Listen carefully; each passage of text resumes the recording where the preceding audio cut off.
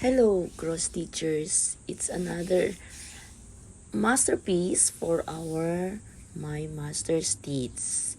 And my next masterpiece or our next project would be the lilies. The body of the lilies, the color lilies, everything about lilies. Okay, so let's start. Okay, I really love this color. Lilies have different color. This one is pink. Okay, and so this is the sizes of the lilies. I use 10 counts DMC Ida cloth and 4 strands of DMC threads. Okay, and these are they. It has 32 threads, 32 colors. Okay, combination of 32 colors. Oh, I love it. The color combination of pink, yellow, the lilies. Okay, so let's start. Ito na naman tayo. I really love this hook. It's easy to prepare. It's easy to look for threads. Meron na siyang numbers. I already prepared it. Okay, so let's start.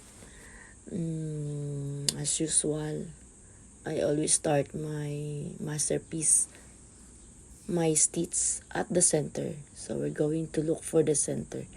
I use DMC Ida cloth nga pala, 10 counts. 1/2 yard. 1/2 yard ang size para dito. So, kunin ko ang center. I always start at the center. Nasanay na ako. So, pag nasanay ka na nagsa-start ka sa center, okay na lang yun. Parang, yan, okay. So, let's start. Ang symbol ng letter N, parang green, start tayo sa kanyang dahon. So, ito na nga. Nagsa-start ako. Ayun, ang symbol ng N ay 368. Number 368. So, we're going to search to look for number 368. Yan. Okay. So, yan yun. So, yan. Okay. So, ito na nga. So, start na tayo sa pagtatahi. Okay. So, always 6 strands ang sinulit ng DMC. So, I always use 4 strands for the 10 counts Ida cloth. So, nasanay na ako. Makapal kasi siya tingnan. Hindi masyadong nagkakaroon ng parang lights dun sa mga butas nung Ida cloth. Okay. And sa pag-uumpisa, sa pagsa-start, lagi akong naglalak. So, lock at the back. Since naglalaba ako lagi, gusto ko matibay siya, matibay ang pagkakatay. So, naglalak ako sa likod. Ayan, there. Ganyan lang ang paglalak. Okay. Yan. Okay. And start na. Okay. That's it. Yun. Lilies. Diba? Madali lang. It's really easy to stitch. Ang mahirap lang sa pagtatahi na minsan hindi kayang ibigay ng isang gustong magtahi is patience. You know, you should have patience. But if you love to cross stitch, Mani-mani lang yung patience na yan. You can do it every day or every time that you are vacant, you can do it, you can stitch it. Okay. And when it comes to cross stitch, for me, I always stitch 4 to 5 hours a day. Yan. Okay. Oh, I really love the color combination of pink and yellow. Okay. So, ayan na nga. Okay, here we go at the Lilies fun facts. Actually, it's not just a fun facts. I searched it in Wikipedia. Okay, the most common meaning of lilies is purity, innocence, rebirth, and fertility. The sweet and innocent beauty of the lily flower has given it the associations of fresh life and rebirth. In religious iconography, they often represent the Virgin Mary and are also often depicted at the resurrections of Christ. Yun. The lily is incredible for pollinators, attracting insects with its large, colorful flowers and tasteful nectar. Certain species of lilies are pollinated by wind, while others are pollinated by bees. Lilies have large petals that can be white, yellow, orange, red, purple, or pink in color. Okay. White lilies represent cheerfulness and orange lilies symbolize passion. Okay. Red lilies symbolize love, and calla lilies, particularly white ones, symbolize magnificence, beauty, purity, and innocence, and are typically chosen for wedding bouquet. Okay. Lilies are perennial plants, meaning they can survive and grow in nature without much human intervention. They flower during the spring and summer and go dormant during the winter. Okay. Lilies have large petals. They can even have freckles. They can develop from both bulb and seed and grow anywhere from 2 to 6 feet in height depending on the species. So that's why did you watch my other videos? It's the last 2 weeks ago, last episode. It was about the daffodil. It was about daffodil. Daffodil also have bulb. So pag may mga bulb siya, it is poisonous to your furry friend. Like the cats. Pag yung mga flowers pala na nagkakaroon or may mga bulb. Okay, here we go. Lilies are non-toxic to human, but are poisonous to cats, and so you keep these pretty blooms away from your furry friends. Even the smallest amount of exposure can cause renal failure. Yes, 'di ba yung cats mahilig sila magkutkot sa mga soil, sa mga ground soil. Nag-i-scratch sila. So, pag na-found nila yung bulb ng lilies, daffodils, it is poisonous for them. Lilies also have one of the longest in-vase lifespans of any cut bloom, and a professional way to make them keep even longer is to clear out the pollen from their centers. This will also prevent staining on the petals. Okay. In Japan and China, lilies are traditional symbol of good luck. Wow. Good luck. In stitching leaves, okay, it is really this good and easy. Okay. So easy to stitch that when you are already starting and know how to stitch, it's just so easy to stitch it with like that. Okay. Yan.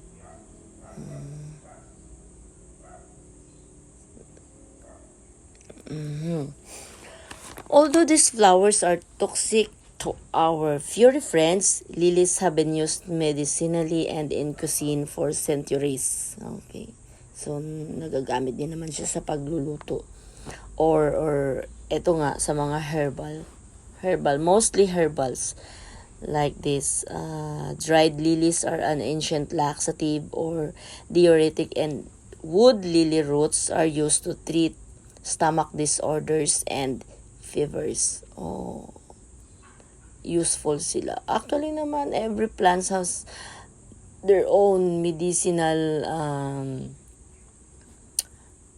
what do you call this one? Used. It is nung mga unang panahon, wala naman yung mga gamot. Ang mga ginagamit ng ating mga ninuno ay mga plants, flowers for their medicine. There's no medicine like tablet, capsule. It's about flowers, plants, roots, barks. So, there. Okay. Ang galing niya, ganda. Okay. In Greek mythology, the goddess Hera is credited with creating lilies from the drops of her breast milk, since she is the goddess of love and marriage. They become a popular flower in wedding ceremony. Oh, there's another facts about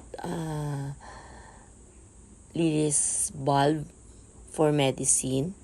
Dried or fresh lilies freeze bulb, which have soothing and astringent properties, can be useful in treating inflammation and even ulcers. So that's it.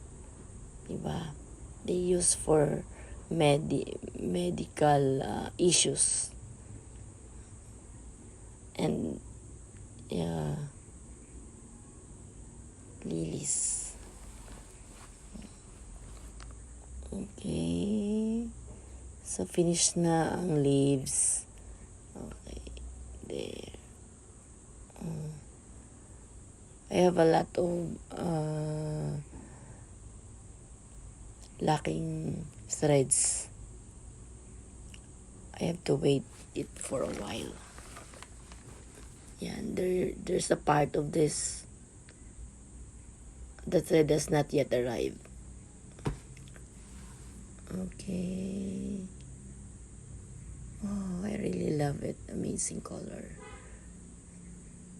Okay. And a little more of number or a little thread from the color yellow. And my lilies are already finished. Yan, lilies of the valley. Calla lilies. Oh, actually water lilies is not from their family of this kind of lilies. It's different. Okay. As you can see, I always use I do make markings for one color kasi mas madali siya. It's easy to stitch when you have markings for one color only. I sometimes use ball pens, markers, but I always use markers, pencils, that is erasable.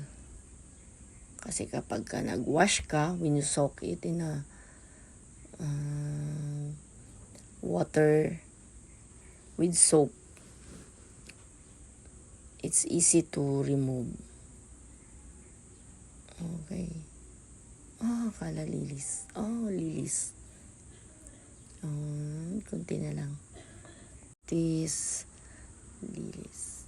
Wow. Okay.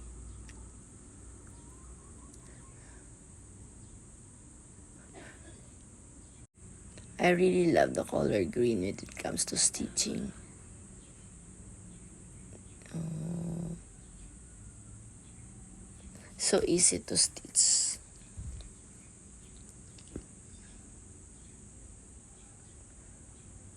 Okay.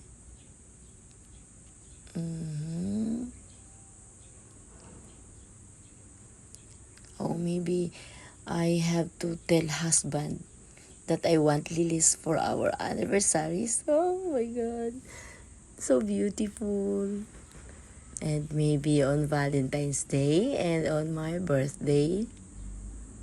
Oh, see. Yan. Oh, maybe what color? When it comes to color, different lilies have different meanings. Depending on its color. Like,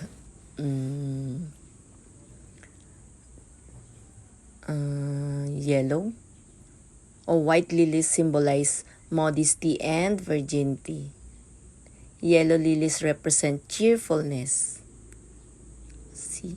And orange lilies symbolize passion. Red lilies symbolize love. Oh, I like it.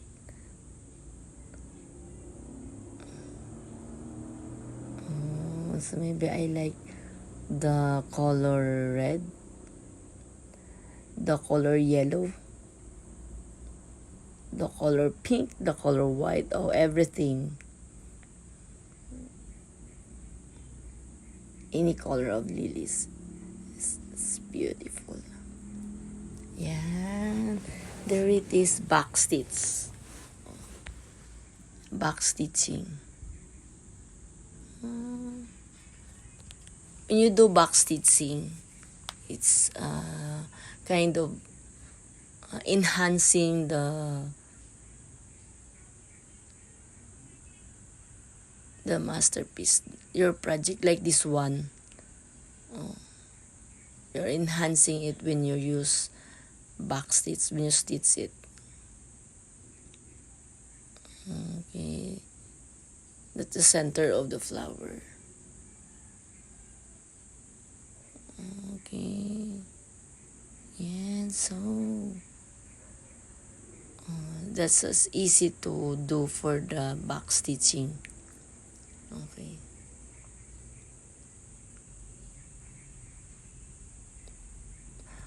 I use 2 threads here for the back stitching. In my cross stitch, I use in the cross patterns or cross threads, cross stitch. I use 4 threads, but I'm using 2 strands on the back stitch. Sometimes I use 1 strand for the back stitch, but here I use 2 strands. And I have to lock it.